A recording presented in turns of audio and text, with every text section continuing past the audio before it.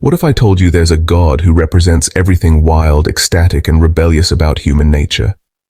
Meet Dionysus, the god who breaks all the rules, a god who defies the boundaries of life and death, who embodies the wild, unpredictable side of human nature, a god who invites us to celebrate, to rebel, and to embrace the unexpected, the god of wine, festivity, and ecstasy. But why did the Greeks worship a god who celebrated chaos? And what does his story reveal about the human spirit? He's a god who tells us that life is more than rules and order. There's a part of us, a side we don't often talk about, that longs for freedom, for expression, and for a life beyond limitations. And that's what Dionysus represents. Well, let me introduce you to Dionysus, the wild god of joy and chaos. Dionysus, also known as Bacchus to the Romans, is one of the most fascinating and complex gods in Greek mythology. Born from the union of Zeus, the king of the gods, and Semele, a mortal princess, Dionysus's origin story is nothing short of dramatic. In fact, his birth was so extraordinary that it involved Zeus sewing the unborn Dionysus into his thigh to save him from premature death. Now, Dionysus isn't just about wild parties and endless revelry, though that's certainly a big part of his portfolio. He represents much more than that. Dionysus is the god of wine, fertility, theater, and religious ecstasy. His presence was believed to bring both joy and divine madness to his followers.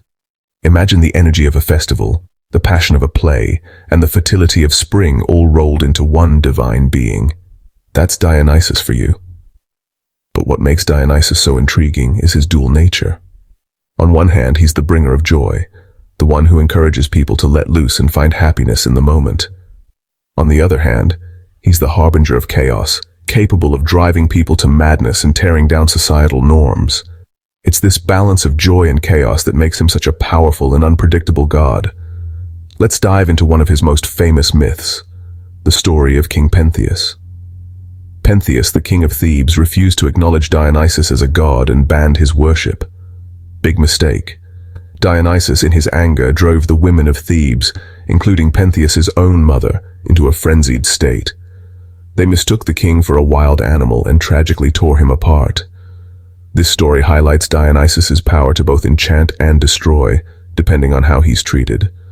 And don't forget Dionysus's entourage, the Maenads.